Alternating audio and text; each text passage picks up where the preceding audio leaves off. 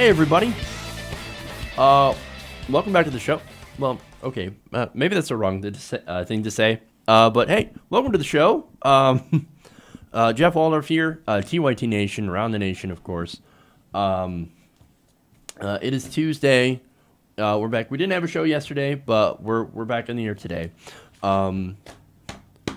So yesterday, real quick, I just want to talk a little bit what I was focused on yesterday.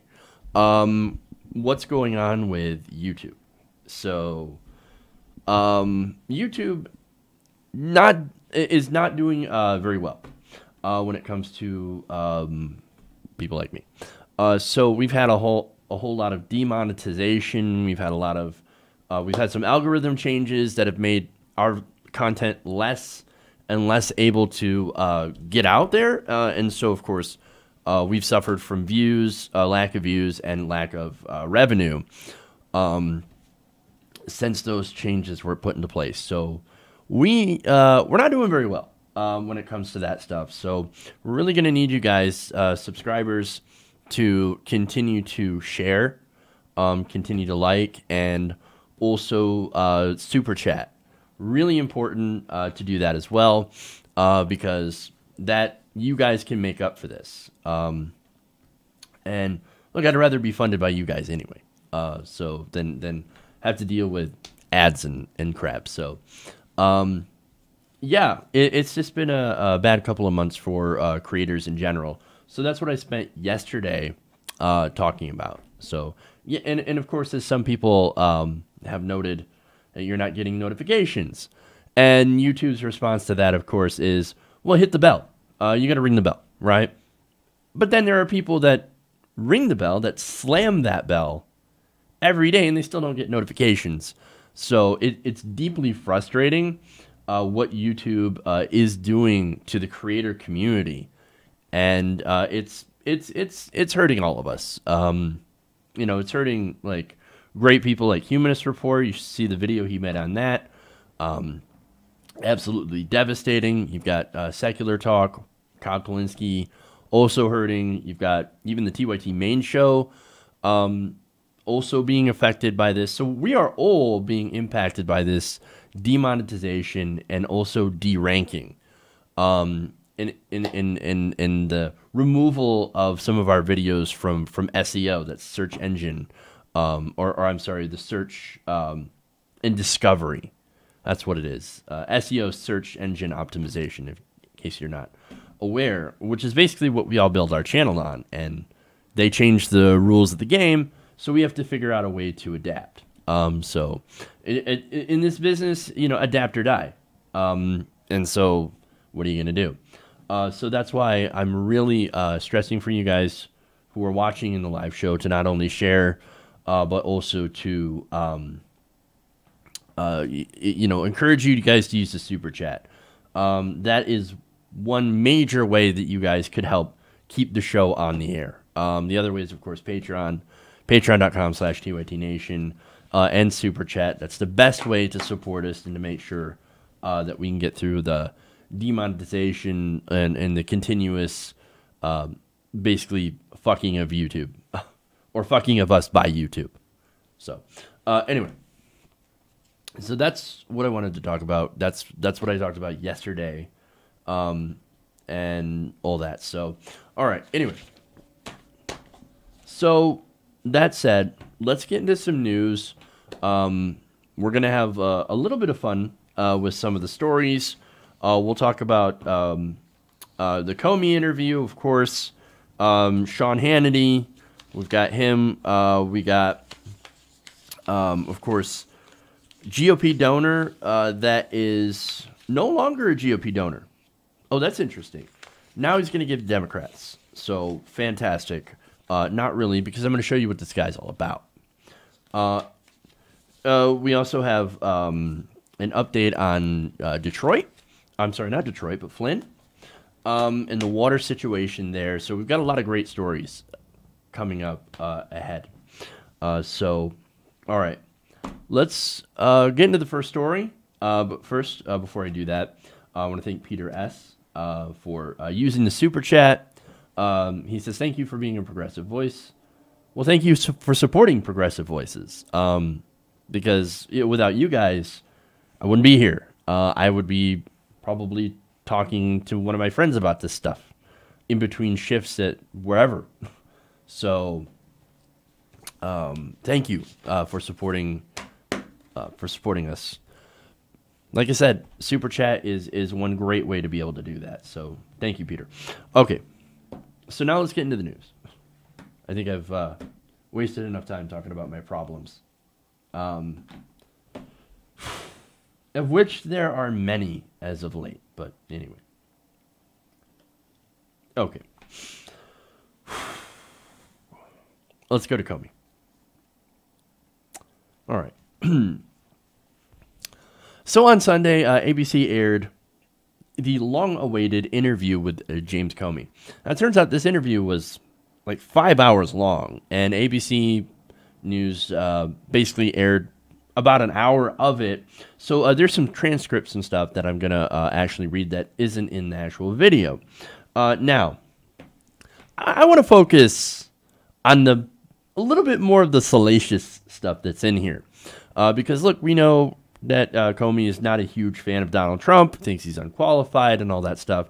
Yeah, that stuff is, look, we already know about that. And that's actually some of the least interesting stuff. I actually want to talk about the alleged incident in 2013 that was addressed, which is also known as the PP tape. So we're going to have fun here. Now, look, we've known for a while that Comey had a private meeting with President Trump about the so-called Steele dossier. Now, look, a lot of that dossier, very salacious, but also incredibly unverified, and I've talked about that before. So this tape, supposed tape, if it exists, is something that a lot of people are very interested in seeing whether or not it's true. A lot of people are like, I don't know, is the PP tape real? Is it not real? I don't know. Very interesting. Now, it's kind of like a weird fascination in a way. Look, to me, it's like, okay, look, do whatever, do you, okay. And look, I've said before that I'm actually very skeptical about its existence. However, President Trump's reaction to the possible existence of this tape kind of does make you think, wait a minute, this could be real.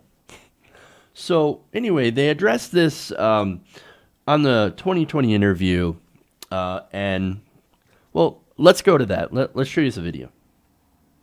How graphic did you get? I think as graphic as I needed to be. I did not go into the business about people peeing on each other. And he interrupted, started talking about it. You know, do I look like a guy who needs hookers? I didn't answer that, and I just moved on and explained, sir, I'm not saying that we credit this, I'm not saying we believe it. We just thought it very important that you know. What was the look on his face? He was very defensive and started going into a list of people who had accused him of touching them improperly, sexual assault, and how he hadn't done this, he hadn't done that, he hadn't done that. Did you tell him that the Steele dossier had been financed by his political opponents? No. I didn't even think I used the term Steele dossier. I just talked about additional material. But did he have a right to know that? That had been financed by his political opponents? I don't know the answer to that. It wasn't necessary for my goal, which was to alert him that we had this information. Did you believe his denial? Honestly, never thought these words would come out of my mouth, but I don't know whether the current president of the United States was with prostitutes peeing on each other in Moscow in 2013. It's possible, but I don't know. How weird was that briefing? Really weird. I just wanted to get it done and get out of there. You and pretty much everybody else, if there were anybody else in the room, and there wasn't, they would want to get the hell out of there too. This is a conversation that was actually had. Now let me go to some of the transcripts, because there's actually more. They actually talked about this at length, right? Now, when Comey said, look, do I look like a guy who needs hookers, right? Referencing what President Trump had said. Another thing that wasn't in the interview is he asked, another reason you know it's not true is I'm a germaphobe. There's no way I'd let people... I'm sorry, I can't believe I'm having this conversation. And I can't believe I'm saying this, but There's no way I'd let people pee on each other around me. And that caught me so much by surprise, I actually let out an audible laugh. Because it was one of those, I was startled by it. And so that's Comey explaining. And, he continues, I remember thinking, well, I should say that, as I understand the activity, sir, it doesn't require an overnight stay. And given that it was allegedly the presidential suite at the Ritz-Carlton, I would imagine you could be at a safe distance from the activity.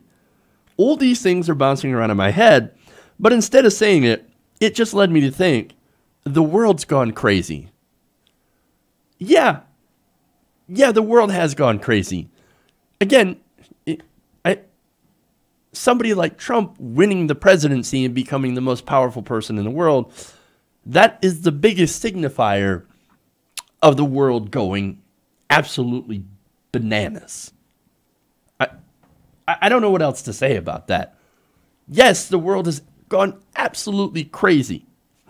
But again, this was a real conversation that was had between the former head of the FBI and the president of the United States, whether or not said president hired Russian hookers to urinate on a bed.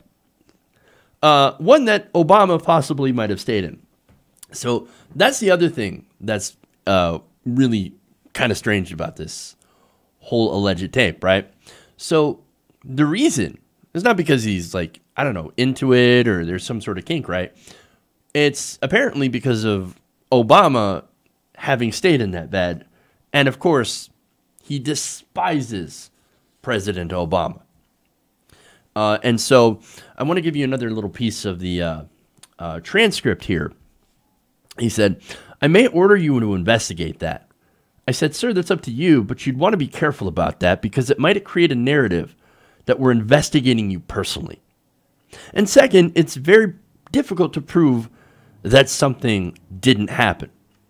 However, look, due to him being incredibly defensive about this, like, if somebody were to come up with some weird salacious thing that obviously I did not do and say, well, we think like the people think that you did it, I think the first instinct would be to laugh.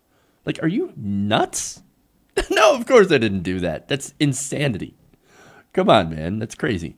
But his reaction being super, super defensive and being like, oh, that doesn't happen to us. Fake news. Liar, slime ball. I don't know. The more I think defensive you get about something, the more it tends to be true. And again, I'm not saying that it's 100% because it is unverified. And to be honest, if there's a tape, I do not want to see that. I'm not interested. But anyway, now, this would not surprise me if it did exist. Again, going back to President Obama and how much he despised him, he actually hated Obama that much. And look, there's great examples of it. You only need to go back a few years when he was calling for publicly President Obama's birth certificate.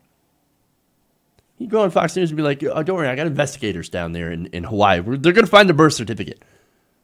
You schmuck, you idiot. They already have the birth certificate. He showed you the long form. He showed everybody the long form. Oh, no. Obama wasn't born here. He had to have been born in Kenya. And then somehow the Democrats had to have invented a time machine and gone back and changed the birth records and all that stuff just to allow the first black president. That's insanity. But again, that's the universe birthers exist in. But look, it's not just what he said on cable news about President Obama. It's actually what he's done in office. I mean, you look at his policy positions. If there is one thing that has been constant about Donald Trump is that if Obama did something, if Obama had an achievement, if Obama did a policy, then Trump, he's got to do the exact opposite. He's got to take whatever Obama had done, good or bad, and eliminate it. And I don't know why. Like, I can't explain why. Maybe it's racism. Maybe it's just a pathology. Maybe it's a jealousy. There's something in there, right? Look, and on the racism front, let's take the Central Park Five, right? Central Park Five, Donald Trump, when they were proven to be innocent of the crime that they were wrongfully accused and incarcerated for, President Trump, he's like, I don't care if they're proven innocent. Murder them anyway. Kill them anyway. I mean, what the hell? Again, he is a deeply racist individual, and he has a deeply racist past. But I'm guessing that it goes further than that. And I think there is a jealousy that President Trump has of the former president. Nonetheless, right, regardless of why he was so angry at Obama, and still is angry at Obama, and angry enough to possibly do this strange act. Look, regardless, this Comey interview has Trump in a white-hot, blind rage. And with a reaction like this, it kind of makes you think, maybe the PP tape does exist. Who knows? Okay. Crazy. All right. Let's move on here. We got more stories. But first, let me read some super chats from you guys, because we got a lot of you that are super generous. Let's go to L Well. She says, I watch every weekday. Thanks for your hard work. Well, thank you. Again, you're the reason that why I'm here, and why I'm able to do this. So thank you for tuning in. Without my viewers, I would be nothing. I'd just be a guy ranting at a camera. Or probably at a wall, because I couldn't be able to afford a camera. But you get what I mean. And so thank you. I appreciate it greatly. Karen Sheets also has a super chat. She said, without your shows, I would never become involved in politics. Well, thank you. I am glad that I have spurred you into action. These actions, of course, include phone canvassing and going door to door. And that is amazing. And that's like the best thing. If I can spur someone to action, or if I can help spur someone to action, because I'm not going to take credit for that. That was all you. You got out there and you started doing the hard work. But if I can just inspire someone a little bit to realize the power that they have in themselves to be able to change the political process, that makes everything worth it. And it's amazing. And so, Karen, you should be so incredibly proud of yourself for getting involved and doing everything that you do. You're the real superstars here. So, another super chat. Coffee Crow says, Pornhub should take other videos on their page if they could offer some steep competition to YouTube.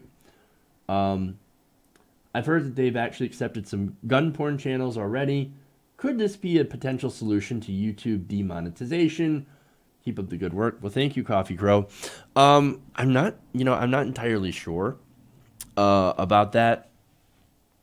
Right now, Facebook is actually the biggest competitor to YouTube. However, there's really no money. There's really no opportunities for people to be able to make a living off of Facebook. And again, they're the main competitor. There are lots of other smaller, I guess, YouTube-like competitors. For example, you have DTube, right? I have a DTube. The problem is that for now, I don't have a lot of support on DTube because that's all 100% user-funded. Now, if I can get a dedicated support group of support on DTube, then I can, then I'll focus on putting videos up there as well. And so that is an option. But of course, then you have to deal with cryptocurrency, and I have no idea what the hell, how to even manage that. And so right now, there doesn't seem to be a lot of options. And I'm not sure about what going to a platform of Pornhub. So I don't know. But thank you for the suggestion, and thank you for obviously the super chat. message and for supporting the show. Finally, Billy Carver asks, says, great show, and do I play Overwatch? I have played Overwatch before. Not too much. I'm not, like, generally, I don't spend a lot of time doing team-based competitive shooter games, but I have played them, and I do own quite a few of them, and Overwatch is one of those. Mostly I spend my time playing RPGs. In fact, not to get too sidetracked here, and I still have that up for some reason. Not to get too sidetracked, but I just started playing Divinity 2, which is a turn-based role-playing game. I didn't know if I would like it. Actually, it's pretty interesting. And also, I've been playing Pillars of Eternity as well. So, a little bit of RPG, action going on here, and that's generally what I like to do. Okay. That said, thank you guys for supporting the show through the super chats. You're amazing as always, and I literally have the best audience on YouTube. So, thank you so much. Okay. Now let's go to our next story. Let's go to Hannity. There we go. And okay. So last week's raid on Trump's personal lawyer has lit the White House on fire. I mean, it has not been so hot in the White House since the last time the British made a visit. Ouch. But it's not just Trump feeling the heat. It's also apparently somebody at Fox News. Now, recently it's been revealed that Michael Cohen had other clients than just the president. Now, look, that's not a surprise, right? Michael Cohen is a lawyer. Yes, he is the Trump personal lawyer. But yeah, he has other clients.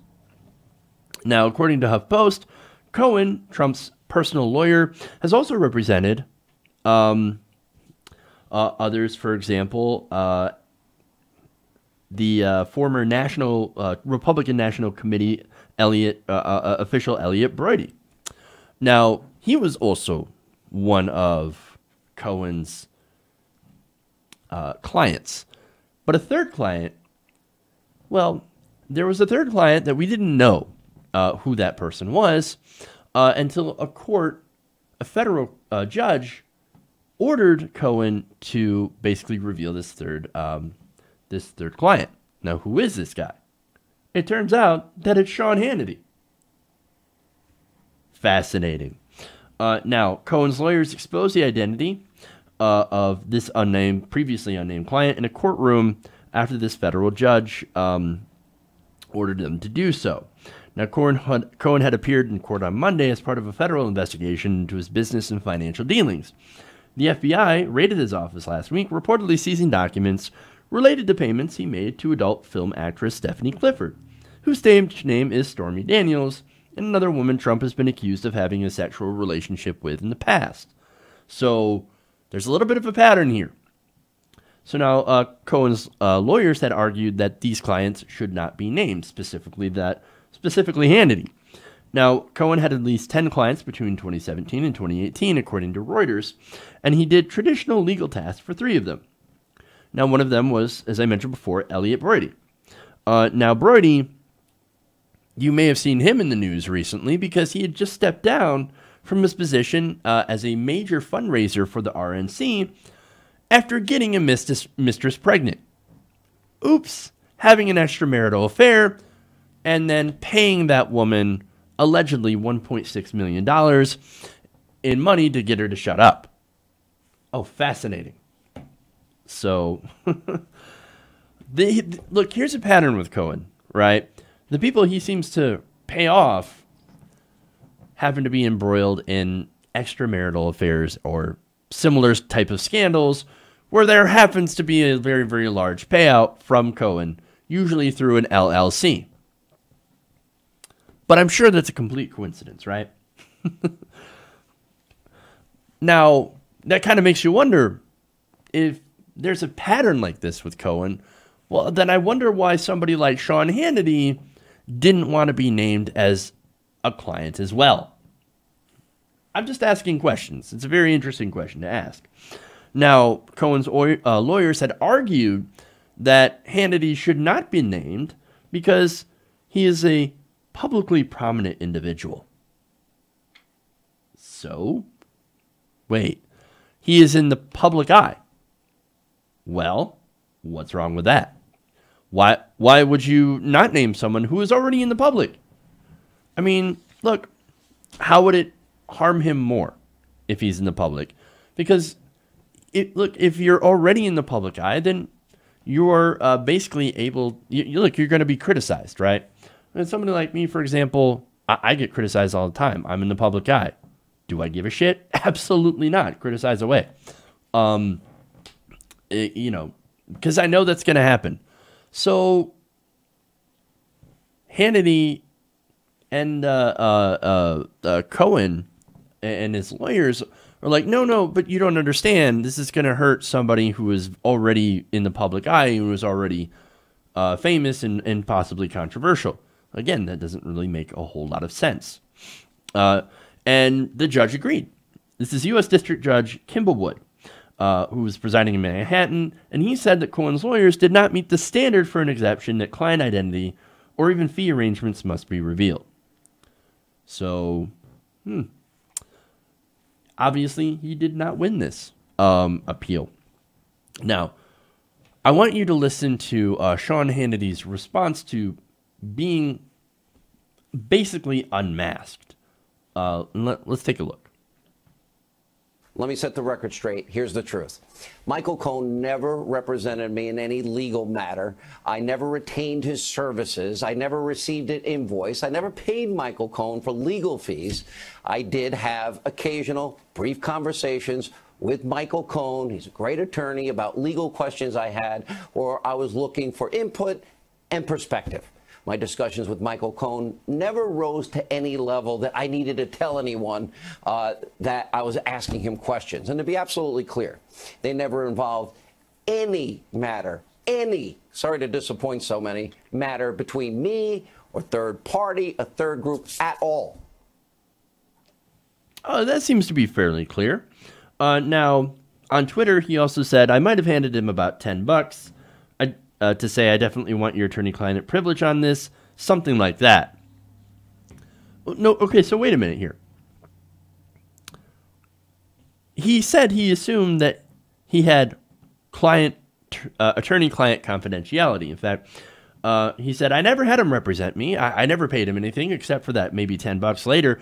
But I never had him represent me. He just gave me advice. And by the way, that advice is now bound by client-attorney privilege.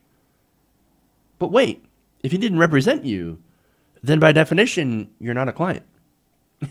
And if you're not a client, then you don't get attorney-client confidentiality. That doesn't exist, at least as far as I understand it. And furthermore, if he just gave you advice on, and if you go and watch the segment on Fox News, where I got that from, he's going to say, well, it's just about real estate. All I did was ask him about legal matters and related to real estate because I hate the stock market. Wait, Sean Hannity, you hate the stock market? Well, that's an interesting admission from a Republican, but not at all relevant. I hate the stock market, so real estate, that's where it's at. That's where I went to Michael Cohen for. That's all I asked him for. So why did you refuse to, or why did you not want to get named as a client? I mean, you should have originally come out and when you interviewed him, by the way, and said, look, I ask Michael Cohen for advice all the time on real estate. So let's be transparent. I'm a client of his. I mean, look, if you're claiming that I have attorney-client privilege, then you would have to be a client. And that's sort of the whole basis for saying, no, you know what, I didn't have anything to do with him, and that's why I didn't want my name to get out. But you did have something to do with him. And even if it's what you're claiming, I just asked him for advice, then, again, why are you asking for... Look, none of this makes sense. You know why? It's because somebody's lying. Usually when something like this does not make sense, it's because somebody is trying to bullshit you. And that's exactly what this is. This is bullshitting, right? Now, look, I suspect we will find out exactly the nature of Sean Hannity and Michael Cohen's relationship. Whether or not he was actually a client, what kind of advice, because again, they have the documents. They have Cohen's documents. So we're going to find out.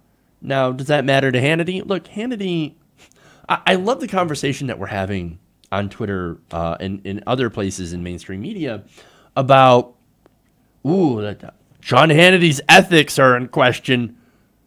Bitch never had no ethics. Let's be honest with you. Sean Hannity and ethics do not belong in the same sentence. Unless it's ironic, right? Unless there's some irony involved here. Otherwise, look, he has no ethics. The guy's pretty much a paid shill for Donald Trump. Ethics. And talk about ethics. Come on. But look, that's the conversation that they're having, unfortunately. But I think the real conversation is, what kind of relationship did Cohen have with Hannity? And what is it, if there is anything, that Hannity wants to hide or wanted to hide? I suspect we'll know the answer at some point. And it's going to be very interesting. Okay. That's fun. Okay. So let's go to... I want to take a quick break. I want to come back. I want to get some coffee real quick because I'm going to need it for the next segment because it's going to be awesome. All right. So we'll come back. We got more super chats. Thank you. I'm going to read those when we come back from this break. And I'll also read other comments. So, all right. We'll be back. Stay right here. Round the Nation. That is the wrong button.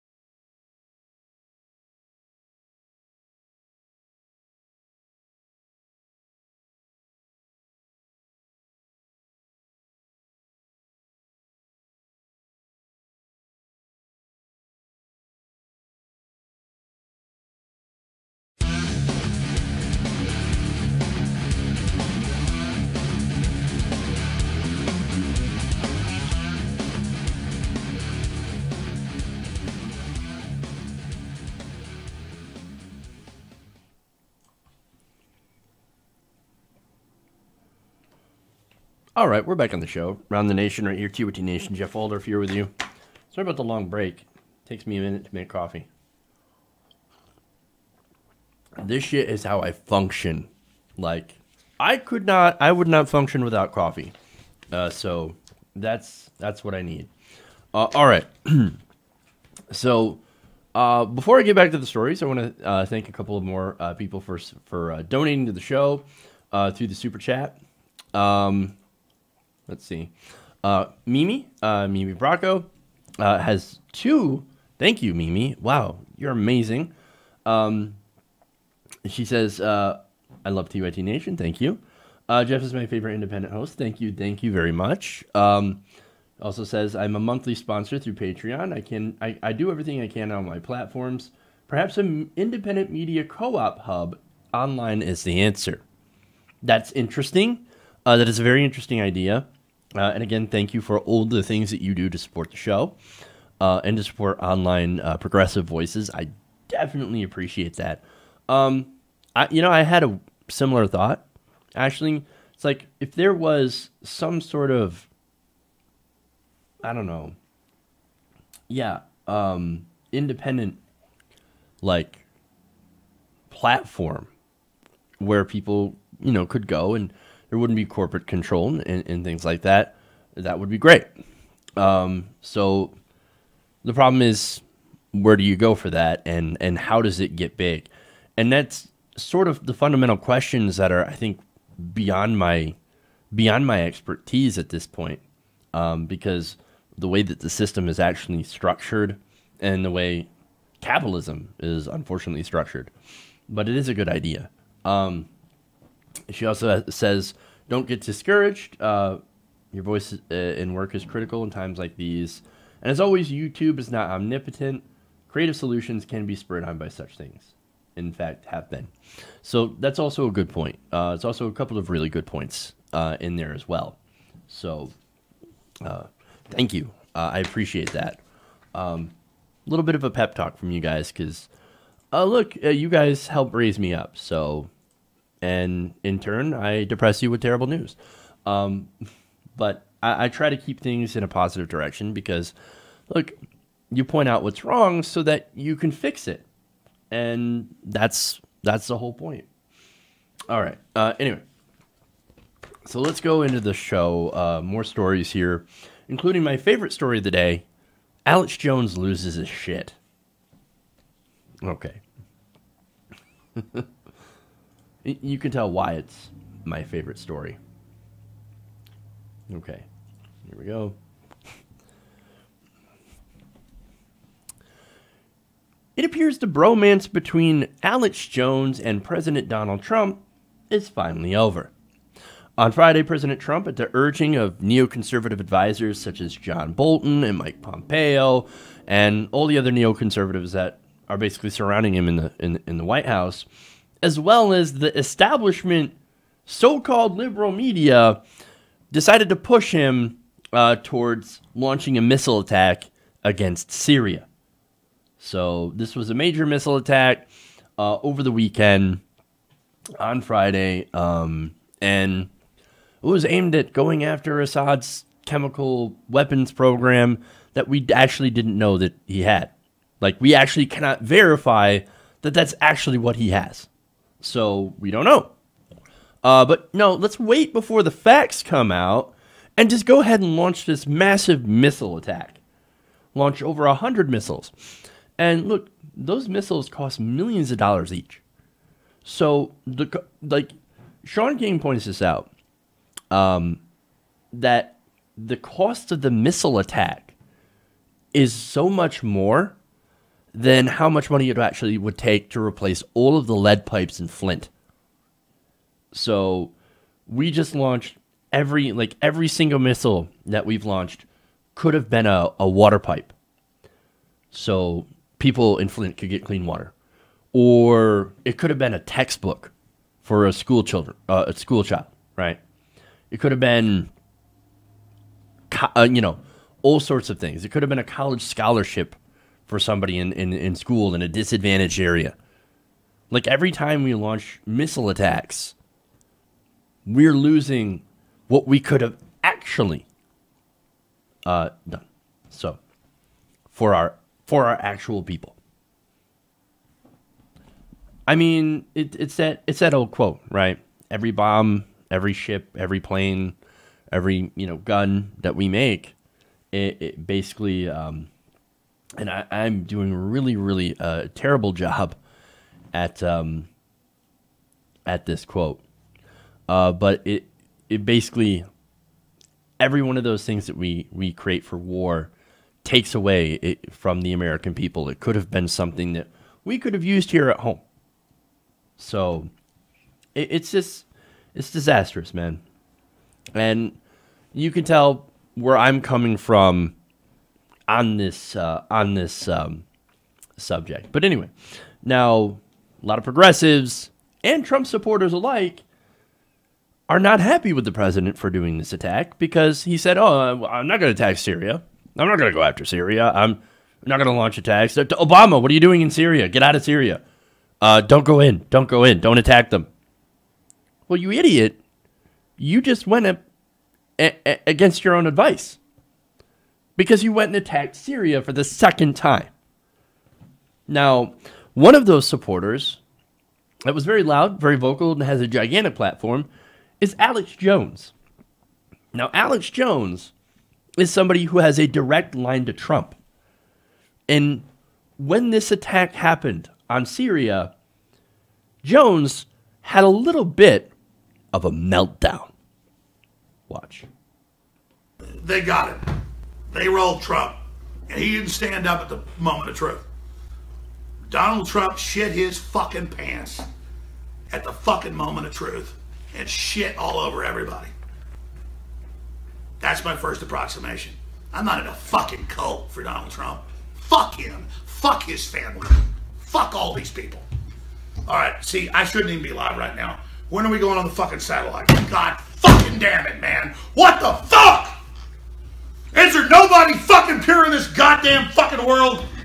See, now I'm fucking pissed right now. Syria fought Al-Qaeda, they fought ISIS, they fought it all.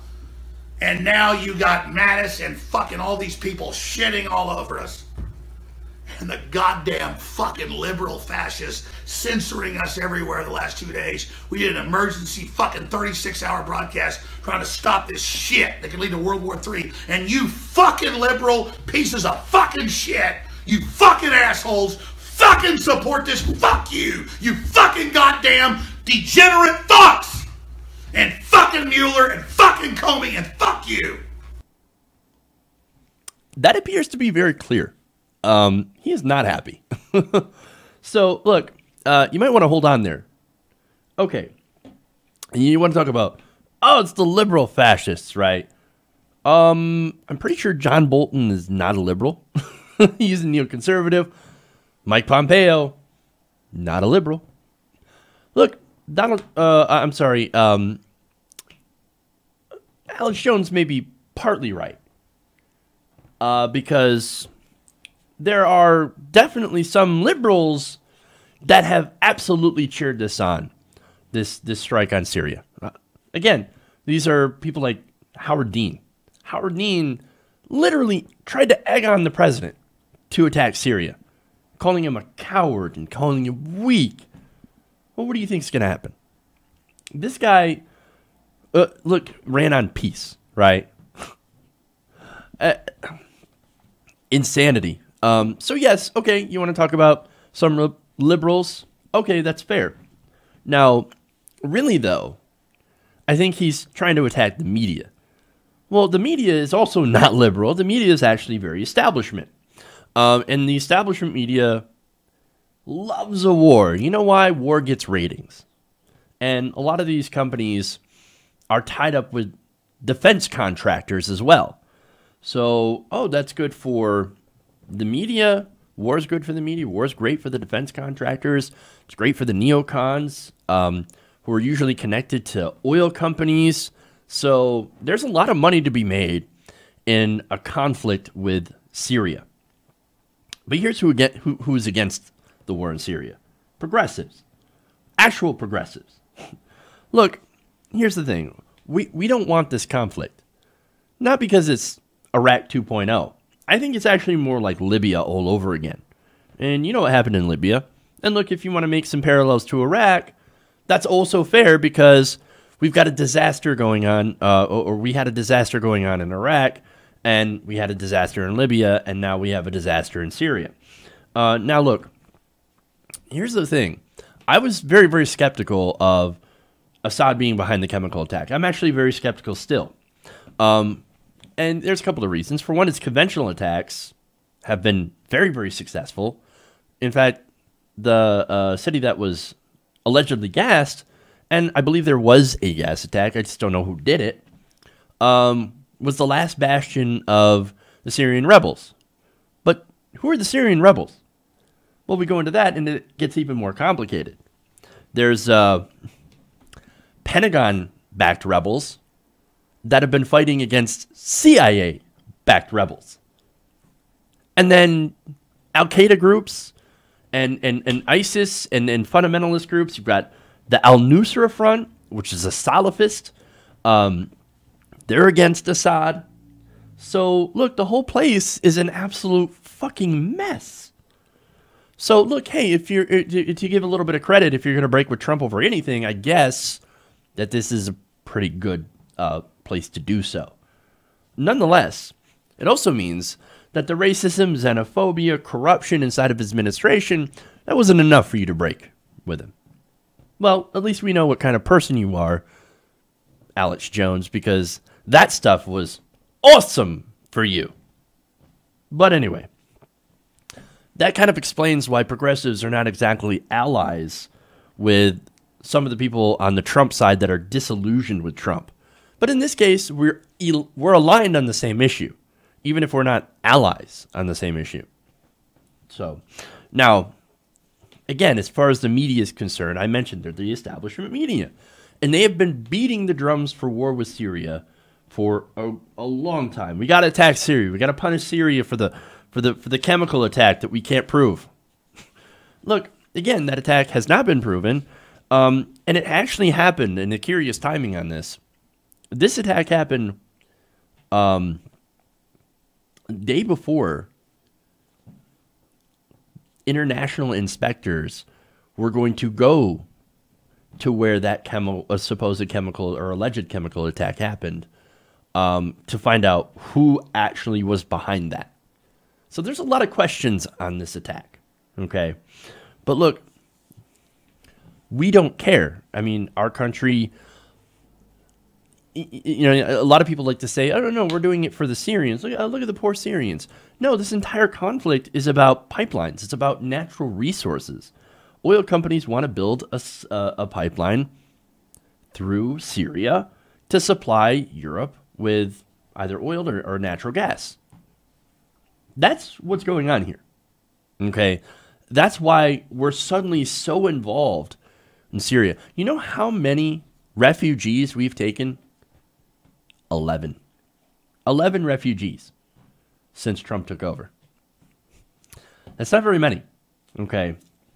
So no, it's not at all that Trump cares about the humanitarian costs. At all. No. This is actually about, look, when Trump does something, it's never about any specific policy or any specific thing. No, it's always about, in some way, about Trump. And look, when he attacked Syria the last time, they had the media out there calling it, oh, this is wonderful. This is exactly what we expect from a president. What, to bomb people? I mean, you had Brian Williams out there calling our missiles beautiful. Oh, a beautiful sight of American missiles. Was it so beautiful when you look at the aftermath of those missiles? I guess some people would argue absolutely, but not me. No. All that said, right? Alex Jones is still a disgusting human being, despite occasionally making decent points.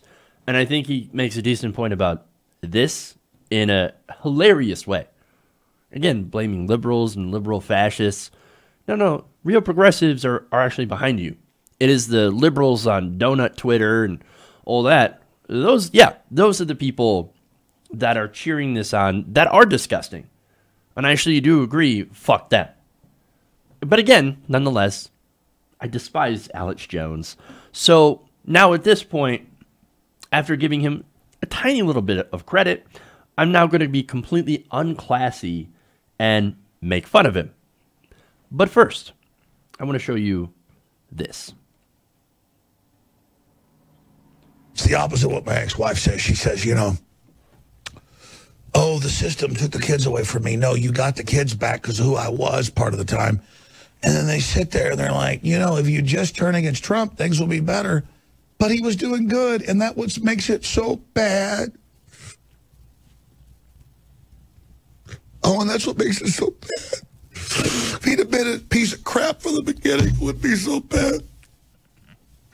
But we made so many sacrifices, and now he's crapping all over us. It makes me sick.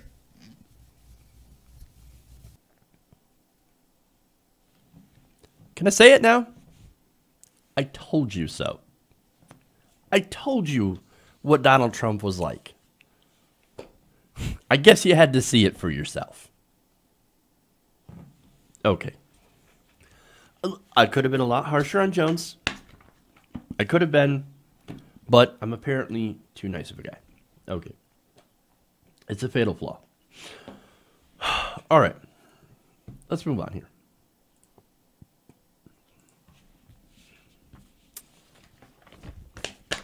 Before I do so, I got another super chat from Mimi. Let's see. Perhaps you could run your own platform on your own servers. You can lease space to others as you begin for regular income after. Yeah, that's... unfortunately, I don't know how to do any of that. And from what I can tell, it's probably incredibly expensive. And not only that, but what about traffic? I mean... Again, I have almost 74,000 subscribers. It'd basically be starting over, which I don't know if that's a good idea at this point, but it is something to consider. Adding a server and a website for some native hosting as well, as an addition, but I would have to significantly boost my income for that one. But okay. Anyway, let's move on.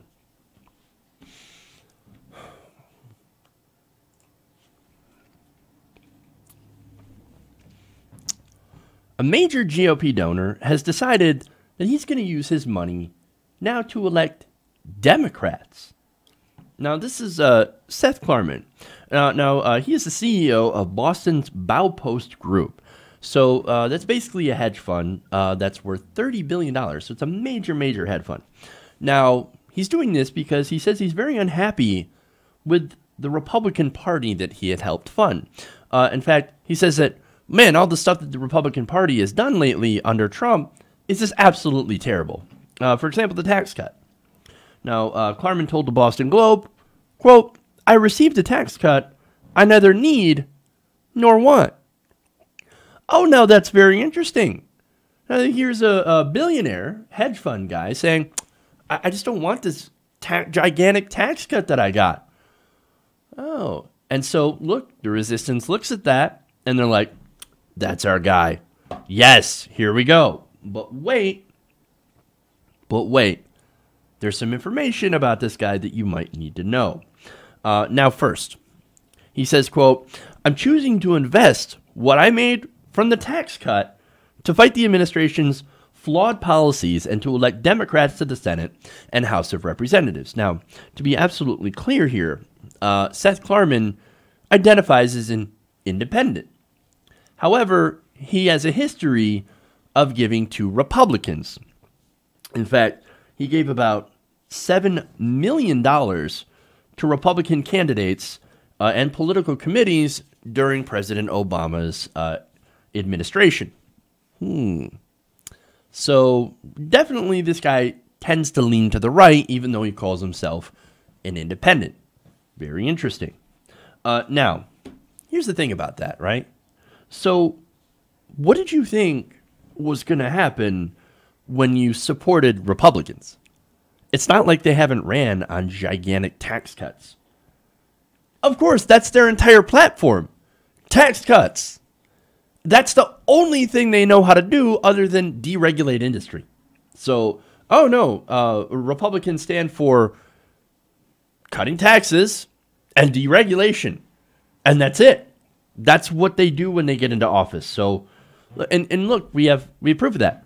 What happened in the Bush administration? George W. Bush came in, cut taxes, and deregulated industry.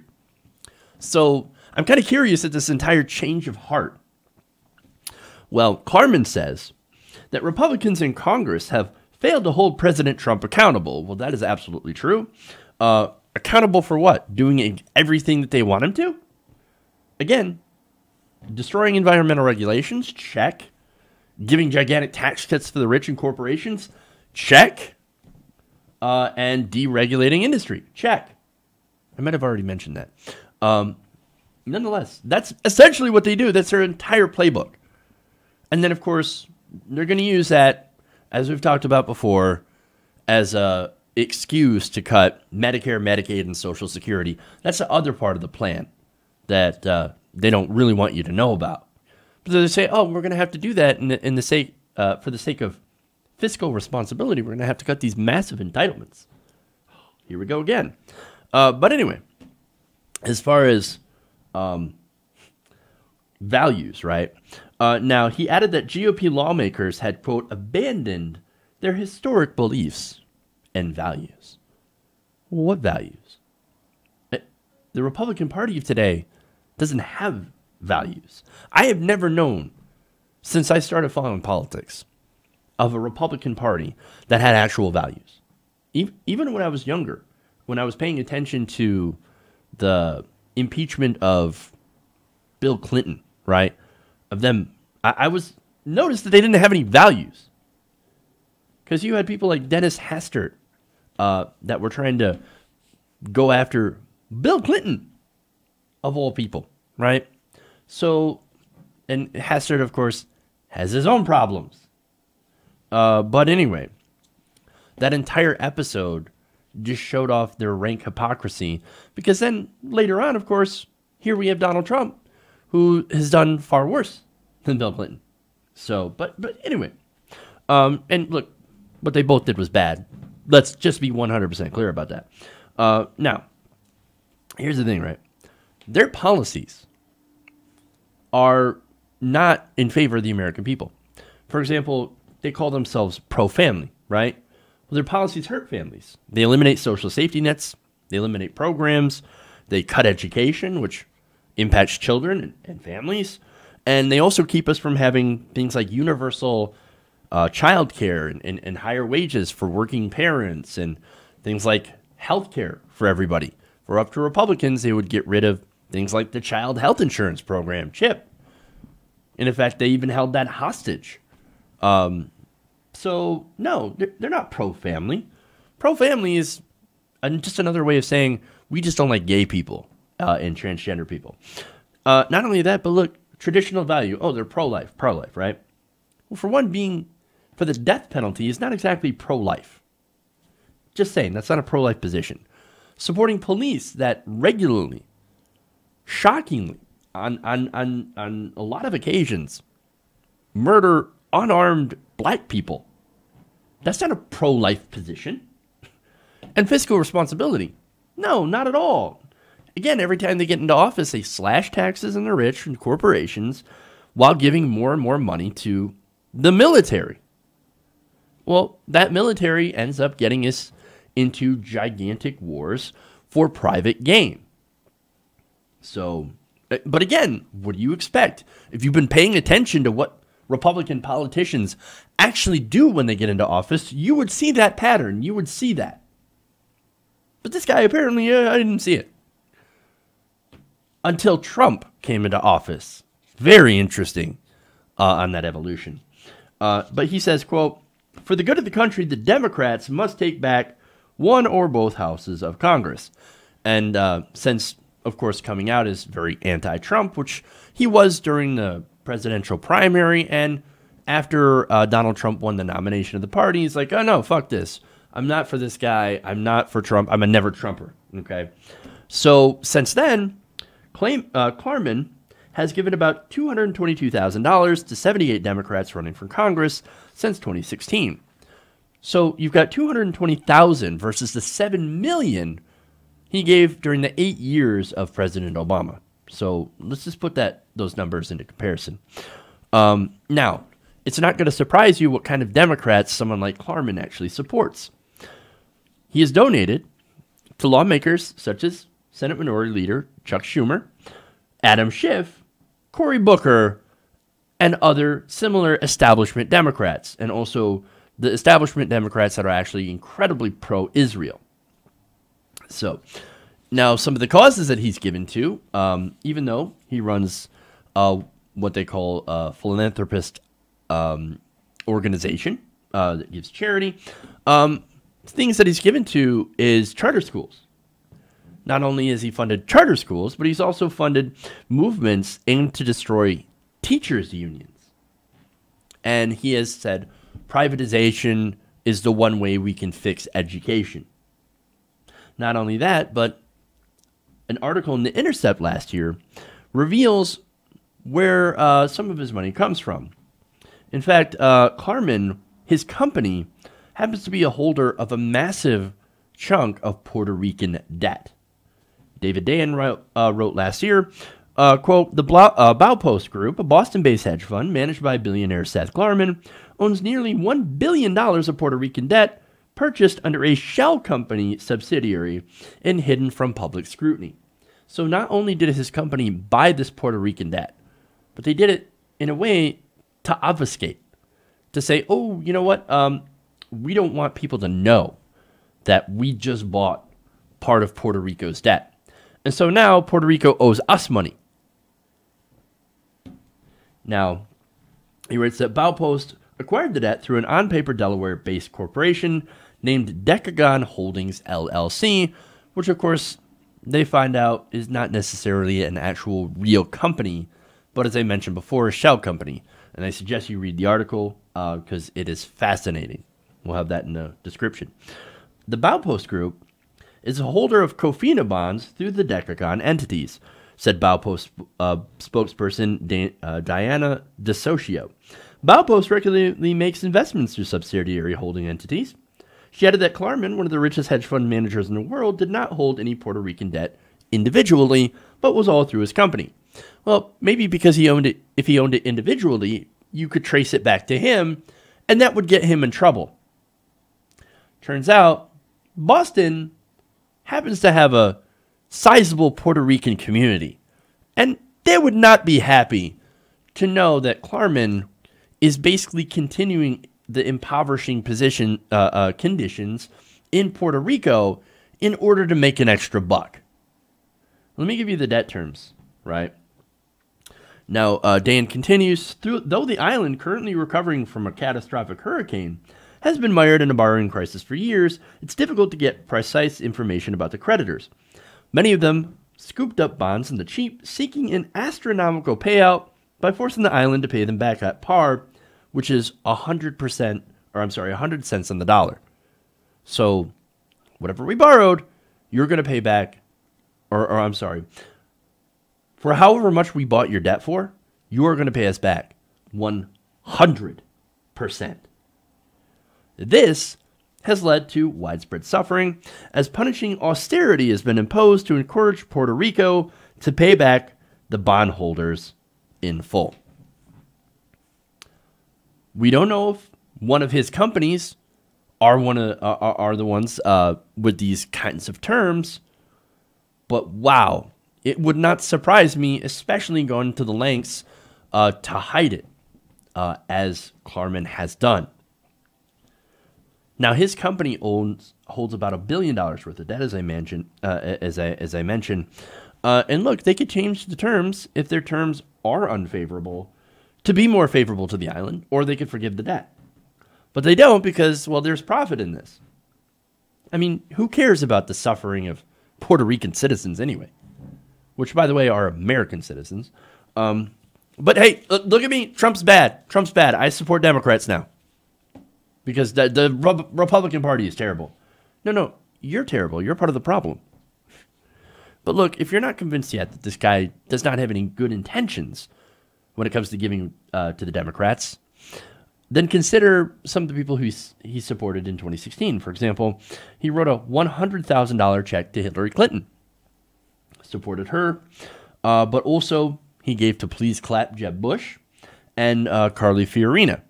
So he's given to some truly awful people. He is establishment through and through. Even taking the establishment position, as I said, on Israel.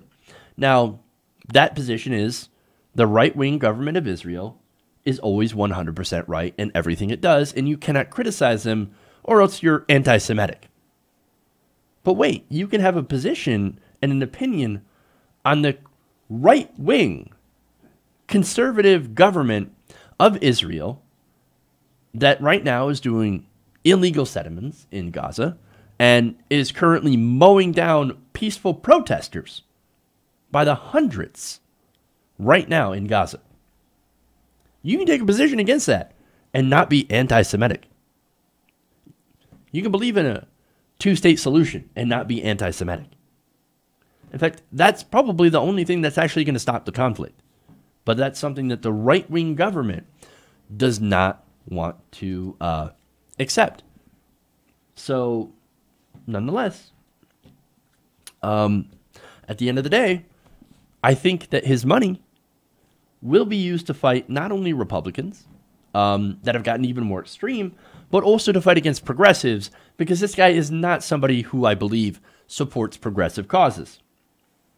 So, look, him basically giving his money now to the Democrats kind of shows you how far to the right the Democratic Party has actually gone and why there needs to be massive change.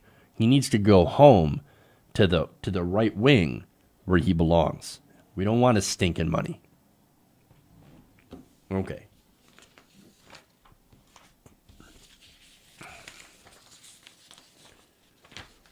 I still have a lot more stories to go to. Jesus. All right, let's keep going. We got another story here we want to talk about. Okay.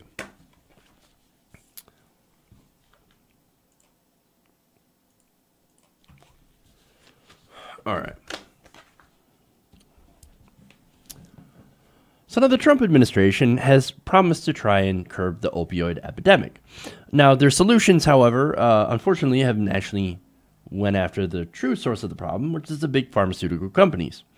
They are mainly at fault because they push for more drugs to be put in more communities. They do misleading advertising campaigns and things like that. No, but the Trump administration is not going after pharmaceutical companies. They've actually been using the opioid epidemic as an excuse to try to push for the wall and to impose the death penalty on drug dealers. Well, you're not going to solve the problem that way because, again, the drugs aren't coming from Mexico. They're not coming from the pusher down the street, at least not originally. The drugs that get people hooked on opioids are from drug manufacturers. They're completely legal prescription painkillers. So going after, the Mexicans or going after the guy in the street, that's not going to solve the problem, right?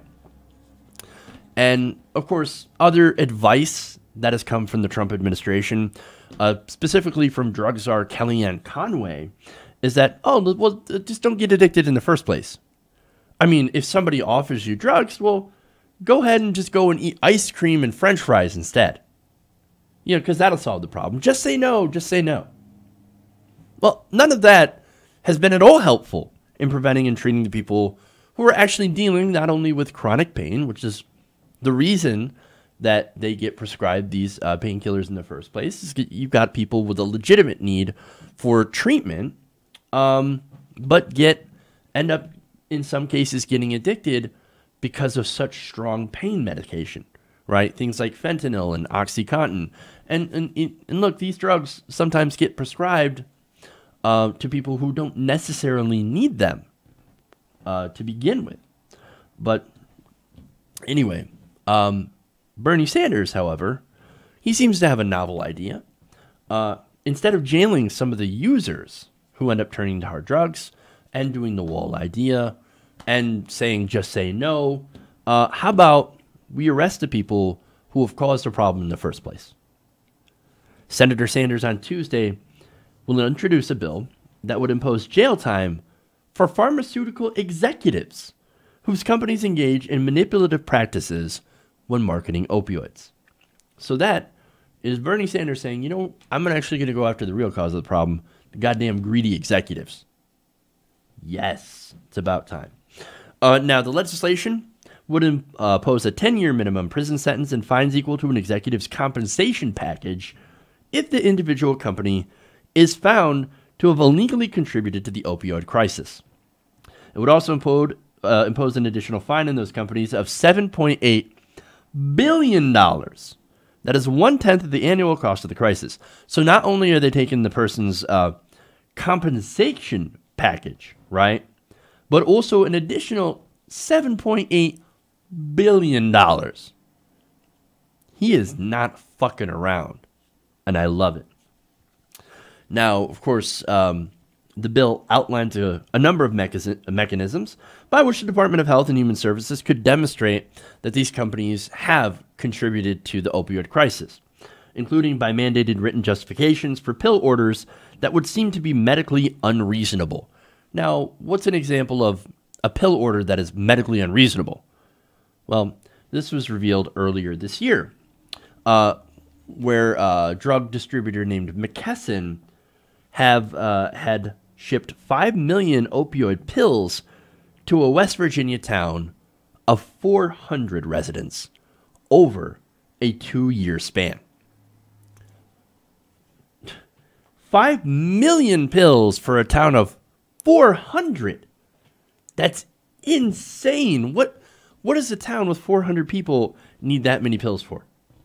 Well, the answer is they don't. They don't. Wouldn't you think that the person writing that would be like, you know what, that seems a little shady. Why? I'm going to have to, go back to the source here and try and figure out what the hell is going on. Why they need that many pills. But they didn't do that. All they saw was dollar signs in their eyes. Okay, 5 million pills? Done. That's the kind of stuff that we should go after. Because, look, the reason that they do that is because of profit. There is a profit motive in selling more and more pills. Unfortunately, that's why anything in the medical industry should not have any sort of profit motive. There should be no profit motive in healthcare. Now, let me get back to the bill. The legislation would also establish an opioid reimbursement fund to be administered by the HHS that would collect the fines levied under the new law and distribute them to other federal departments. Now, the bill would also prohibit companies from direct marketing of opioid products without adequate warning of their addictive properties. So, look, that is a start. Go after the real drug dealers, pharmaceutical companies. Because at the end of the day, those people are the real pushers. Now, that said, it's a great piece of legislation. Let me tell you why it's not going to pass at all, or it's not going to get any support. Turns out, the pharmaceutical industry is actually the number one biggest donor to Congress. So what's a result of that? Congress doesn't regulate them like they should, and also will not look into the terrible things that they're doing in the pursuit of profit. Look, what they get from all that lobbying, and we've seen this before, right? For example, the push to import drugs from Canada, right? The pharmaceutical industry is a big backer of Cory Booker, for example. Well, he got a lot of money from the pharmaceutical industry, and originally he was like, oh, no, I'm not in favor of this. Safety concerns for Canadian drugs. But wait a minute. Those Canadian drugs are the same drugs by the same companies manufactured in a place that actually has tighter regulations. That did not hold up at all. And even Cory Booker later on had to admit, no, that doesn't make any sense. But guess what? I'm in favor of importing drugs from Canada now. So that's what some of that money does. Not only that, but they also prevent Medicare from being able to negotiate drug prices. Medicare would have a huge, huge advantage in negotiation because they represent so many people. But they're unable, they are blocked from being able to use that leverage to lower drug prices and therefore lower spending on healthcare overall. That's what money buys you. That's the kind of influence that money, all that money buys you. But look, not only do they give to Congress, which, by the way, stops any progress on doing anything to rein in these drug companies, but look, the main complaints that they've had contributing to the opioid crisis is the fact that they're all that marketing that they do, right? The deceptive marketing and the kickbacks they've given doctors for overprescribing these drugs to people that, look, I don't blame the people at all. I think the vast majority of them, all they want is something to help them alleviate their daily pain. That's it. That's it. Their chronic pain. And look, there are other ways that people could deal with that. For example, we could legalize cannabis, which in a lot of studies has shown potential for people to deal with this chronic pain in a way that they don't have to use something that is so incredibly addictive. Because again, cannabis is not addictive. So, look, what's going on here with the pharmaceutical industry is gross and it is, I believe, criminal, right? And it's something that we need to actually do. So I love this piece of legislation. It sucks that in our current system of corruption, something like this will probably never get through Congress. But nonetheless, at least there's somebody out there that's actually trying to fight and fight in the correct way. So big credit to Bernie Sanders. This is a big crisis. And look, unfortunately, I don't think the most congressmen have the stomach to be able to take on the real problem, which that real problem is pharmaceutical company greed. Okay.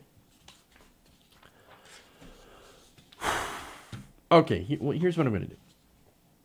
I'm going to save the Flint story for tomorrow. So we'll have that to look forward to. Because I am massively over time. But I want to thank everybody for watching. Thank everybody for sharing. I want to thank you guys for using the super chats to support the show. That massively helps us out. Thank you so much to everybody who's donated today. Thank you. I appreciate that. Okay. So we're going to get out of here. I'm going to get out of here.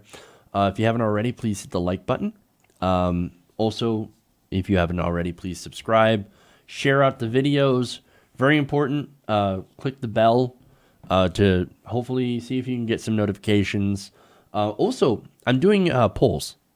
So on our channel, under community, I will be posting like different poll questions, and I'll be posting announcements of when we go live and things like that. So you should be able to get the notifications from those. So I'll let you know before every live stream that we are going live, and you can interact and